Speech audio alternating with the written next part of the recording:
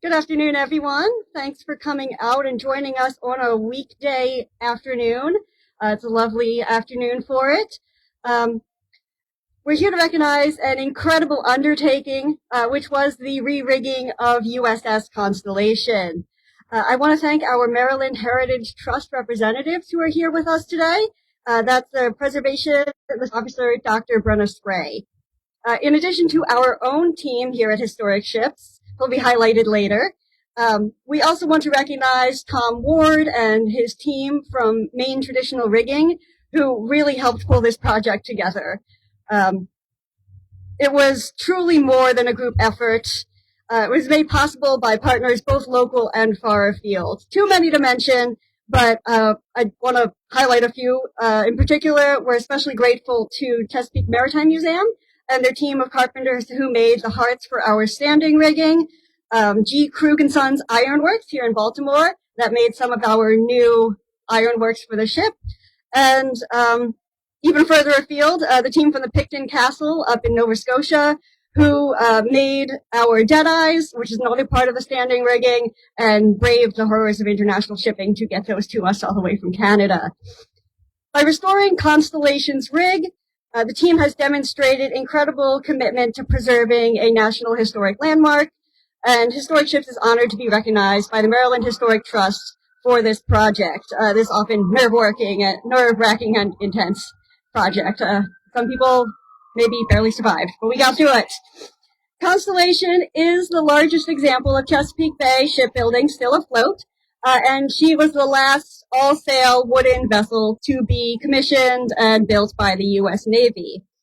She is a full-rigged ship, meaning she has 3 masts, square-rigged, and that requires up to 15 miles of running rigging, 5 miles of standing rigging, and was intended, although we don't sail today, to hold up to 20,000 square feet of sail. So an incredible amount of rigging and work to actually keep this ship propelled. As the last all-sail vessel ever built for the Navy, this means that this is the last ship with this rig that would have been built entirely dependent on this type of rig. Future ships that were square-rigged would also have a steam engine installed.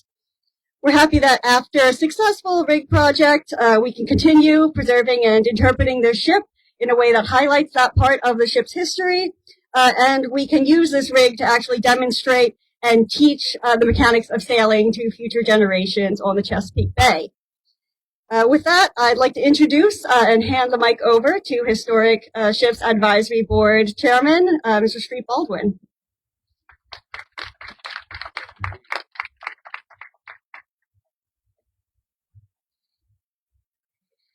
Good afternoon, everybody. Thanks again to Maryland Historical Trust for the 2026 Preservation Award for re-rigging of the USS Constellation.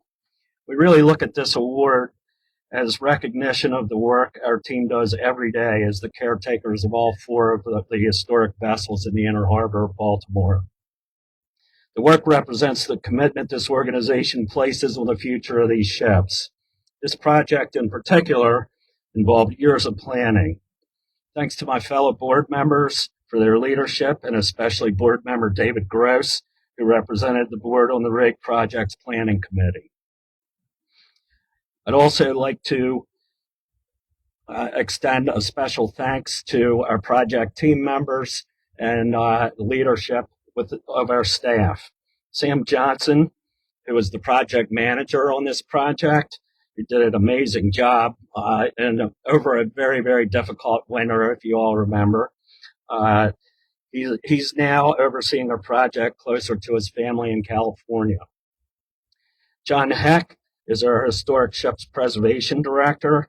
He was lead carpenter on the project. Every bit of rotten wood in the mast, and there was quite a lot, was replaced by him or the crew under his direction.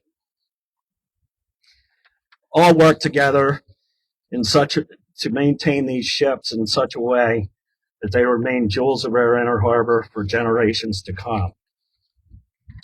I also want to extend thanks to Brian Auer and Alexa Price, who oversee our daily public programming with school groups and the general public. And also a big to all, and best wishes for what I'm sure is going to be an exciting Sail250 celebration in a few weeks. Thank you.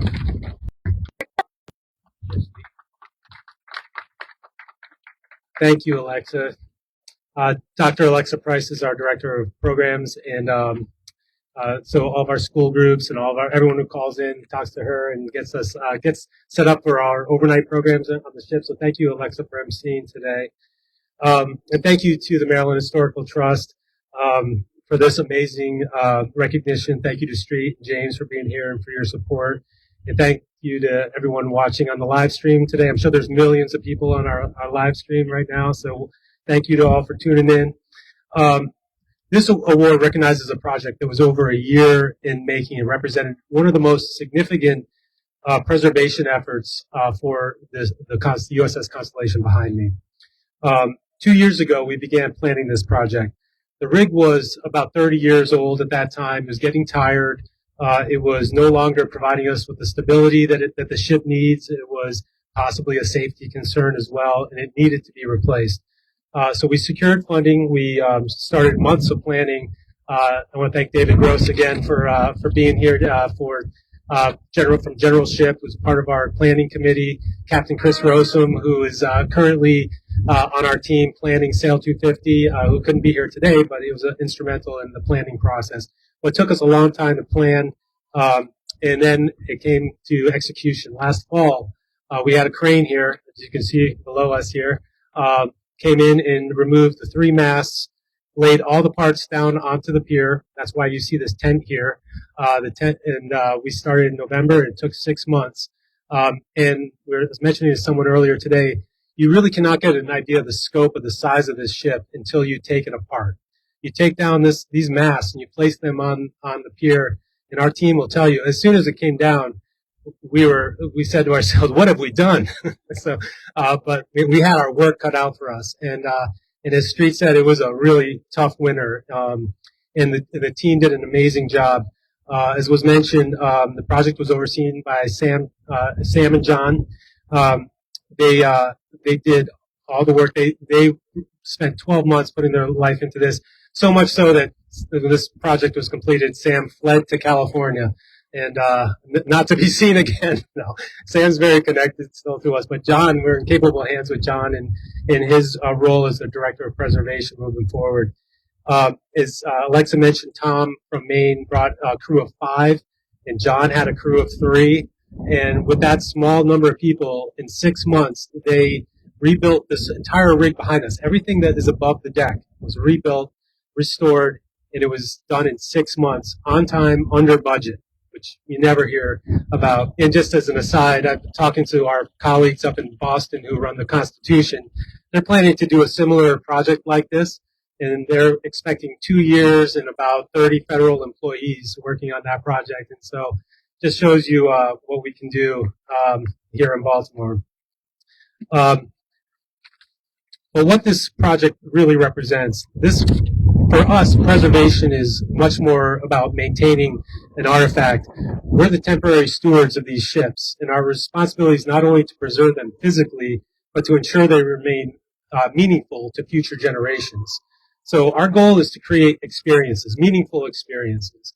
And these experiences are with the thousands of young people who are coming every year, visiting our ships, staying on board. We have kids sleeping on the hammocks. I spoke to Scouts of America last night, the leadership for the Maryland Scouts groups, and we had 1,600 Scouts sleeping on board our ships last year. This year we've had about 800 so far. It's an amazing experience, and our goal is to make this not just a memorable experience, but a meaningful experience. Because we know that experience creates familiarity, and familiarity builds understanding, and understanding builds stewardship. So that's our goal here at the Historic Ships. Another way that we worked to create meaningful experience was to use this preservation project as a workforce development platform. So last fall, our living classrooms, our seaport operations and historic ships, we started our maritime workforce development program.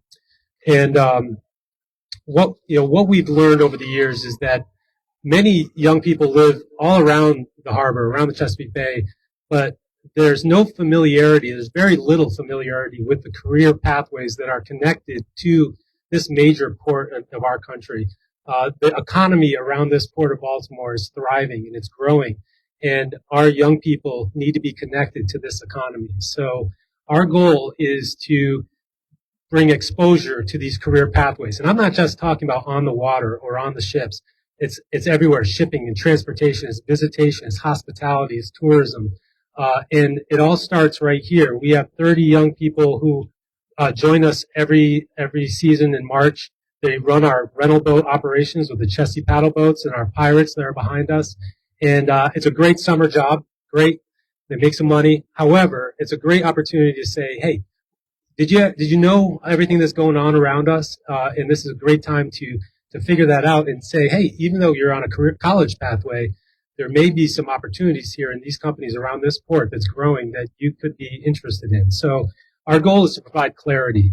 And beyond that, it's experiences. And so one way we were able to make true experience was with an apprenticeship program starting with this rig project. So we had 3 young men who joined us for our apprenticeship that started in November, and they worked with us through the entire winter in the snow and ice. That tent only covered really the rig work that we did. All the woodworking was done out there with no tent, and that was our apprentices are laughing because that was rough, and they survived it. They did a great job. That was Shamani, Brandon, and Oris, who are sitting with us today. The 3 of them contributed to this project in so many ways, just using chainsaws, cutting up wood, using power tools to cut out rot in the masts. They were, if anything, they were the muscle of our crew, and they were the youthful energy, which we needed. John and I needed for sure. So it was, without them, we could not have done this job. Brandon is in the process of preparing to go to college at Coppin at the end of this summer, and so we're super excited for Brandon.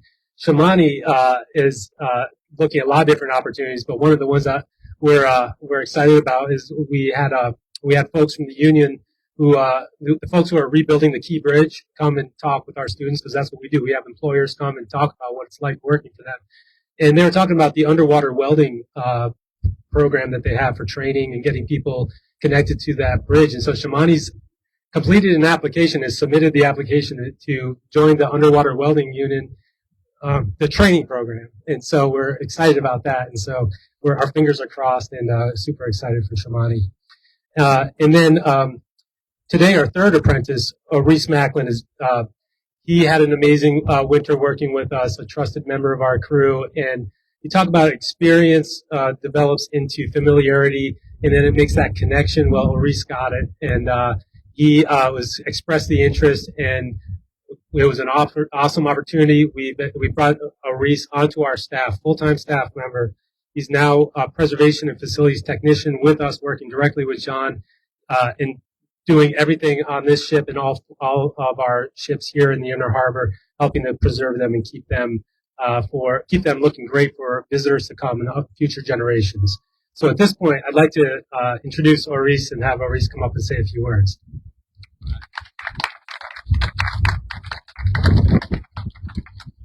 Thank you. Good afternoon, everybody. How y'all doing today? Great. Thank you for coming. I just want to say that I'm extremely, extremely proud of the work we all did on the Constellation. When I first heard about the apprenticeship program from Malik Mitchell, the director of our rental boats, I thought it was a great opportunity, and I thought preserving a piece of history, it sounded like a lot of fun. And then I had my first day. So I come in, and they have this huge crane come in, and it drops the mast down onto the barge and in the back of the Constellation building. And I kind of feel the weight of the responsibility and the expectation of the work that we're about to do. And I look around me and I see Shamani and Brandon kind of have the same look on their face. So I think we all felt a strong sense of obligation to do a good job on this project. We wanted to make everybody happy, and we all really appreciated the opportunity to learn some real skills. we did learn a lot, not just about carpentry or rigging, but about the history of these practices and in their relationship to the ship. While John and Sam had Brandon, Shamani, and I on a freezing barge in the cold with these thick sheets of ice on it, using circular saws and screw guns and sanders, all types of things. It makes you ask yourself, how did they in the 17 and 1800s do this kind of thing without all these tools that we have provided for us? And it had to be hard. An incredible amount of effort, I'm sure, went into that. And I think that's important because you want to maintain those practices and uphold the integrity of the ship. So we learned an incredible amount. We learned a lot about safety from John. I'm told that's important. So that was very nice. At one point, one of my favorite things about the project was at one point, all this water from here to about, maybe even Chesapeake at one point, it was just, everything was frozen over. You had this channel of water kind of coming up the middle of the ice. And it was just beautiful to wake up and work on something so massive and still have this like beautiful view. It was nothing like I've ever gotten to experience before. Maybe my second favorite part was when we were putting pine tar on. Once the masts finally were about to come back down, we pine tarred the bottom so they could sit in there. And John pulls out a $100 bill and a marker, and then he puts the $100 bill back and pulls out a $5 bill, and he writes all our names on, he lets us write our names on there and slips that underneath so the mast drops down and that's under there. So it's incredible. We're literally a part of history now, and that's an incredible feeling. It's indescribable. Seeing everything after it was done, indescribable. The amount of effort everybody put into it it could not have been done without the incredible network of people we have here. Ourselves and traditional rigging worked incredibly hard to make sure everything got done. And we were happy with it. I think everybody else was very happy with it. James Bond invited us out to dinner at Ampersea, so we enjoyed that. That was a very nice celebratory dinner. And I just couldn't be more proud to be a part of this project. In closing, I do want to thank a few people. I want to thank Malik Mitchell for introducing us and putting our name out there so we could start on the project. Sam Johnson and John Heck for training and teaching us. They were invaluable. And I hope they think the same about us. They were incredible mentors. The crew of traditional rigging, they taught us a lot and they showed us as much as we wanted to learn. They were incredible guys. The crew of Constellation, they have incredible educators here, and any part of the historical element we needed to know, they did their job and they told us. They helped us out tremendously. Shamani Waite and Brandon Harris, thank you guys. We all pushed each other to do a great job, watching each other's work very closely. Invaluable, just invaluable peers to have during this project. And Steve Bountress and James Bond for providing us with this opportunity. I can't say thank you enough. I've learned incredible skills, and thank you for having me on board. We really appreciate it. Thank you. Thank you very much.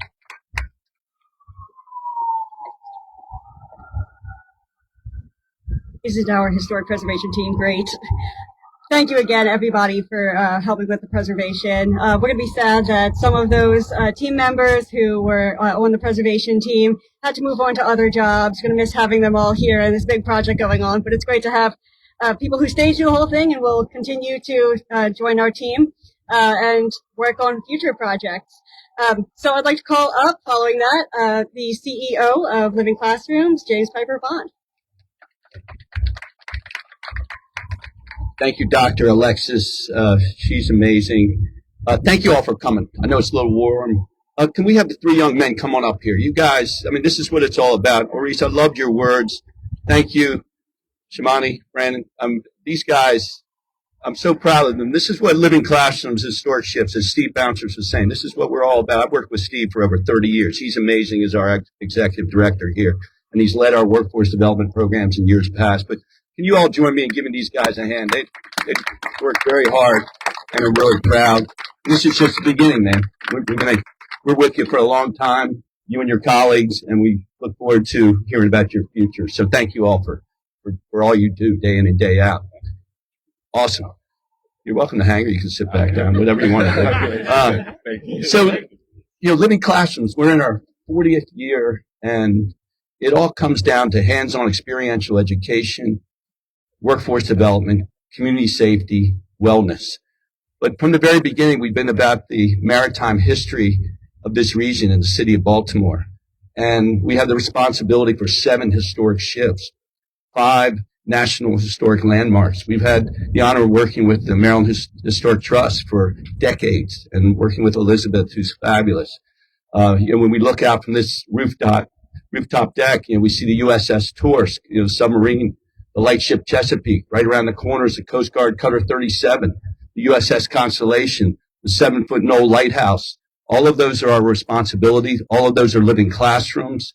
And we share that with thousands of students and hundreds of thousands of visitors to the city of Baltimore and the waterfront. And so that's part of our responsibility. And any way we can weave in education, workforce development, we're going to do that, just as these 3 young men demonstrate. And so I see the Carmel Nickel over here. Ed, I don't know if you saw that, but the ships are starting to come to Baltimore. The world is coming to Baltimore in the next couple of weeks. 14 international tall ships are coming. The U.S. Navy's coming. The Blue Angels, the Royal Arrows, the British equivalent of the Blue Angels, the French equivalent of the Blue Angels, an F-16 fighter force. They're all going to be flying the skies of Baltimore that Thursday, Friday, Saturday, and Sunday of the last week of June.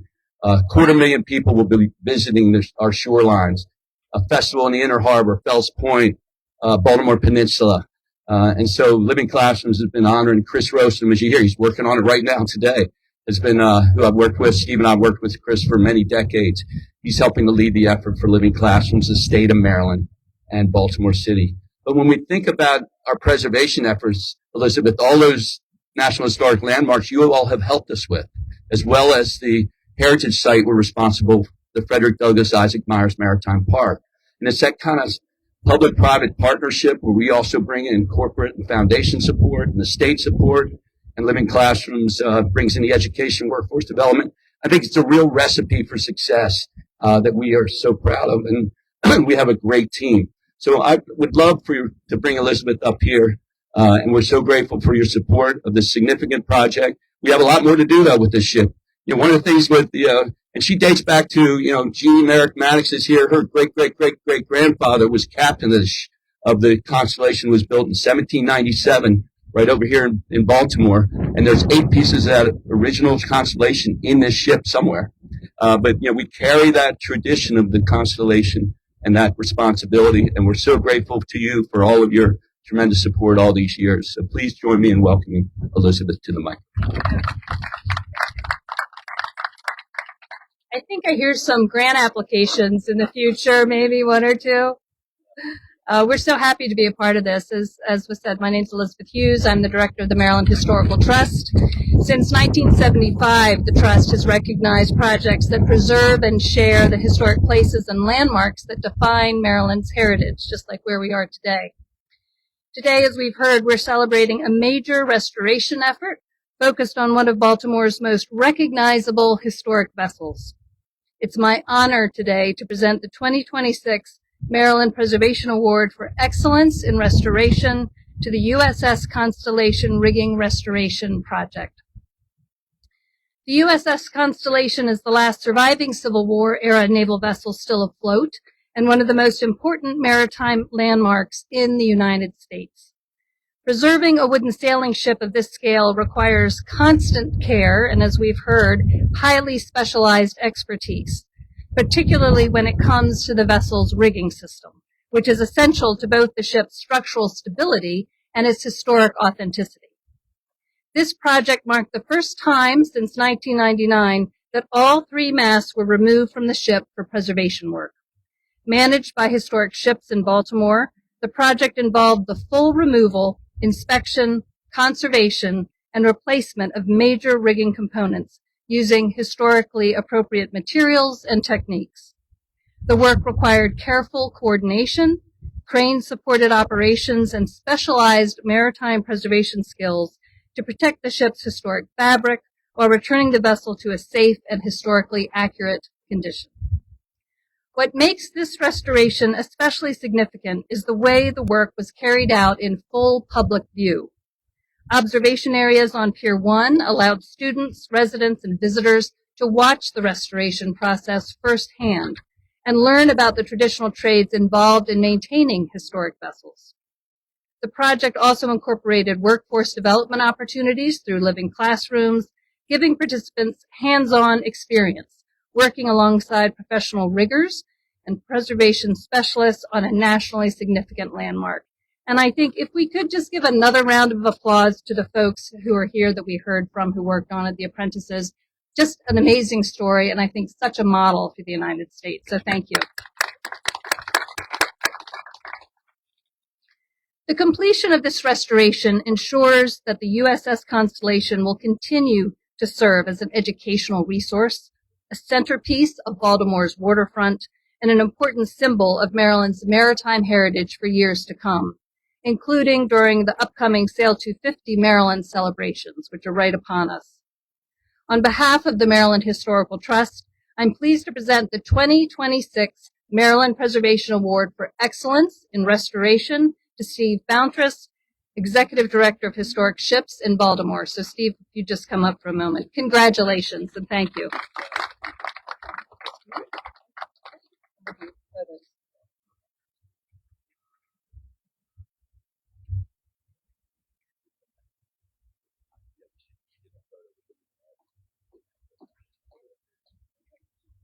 Thank you, Elizabeth, and congratulations, Steve, and of course, everybody else on the team. That concludes our ceremony for today, so thank you again for everybody for coming out. We invite you to stay around, tour the ship, see this new rig that we've spent this afternoon talking about, and I do believe there's cake back there, so a little incentive to stay out in the sun a little while longer. And as a final farewell, I will hand this over to my crew over here. You may fire at will.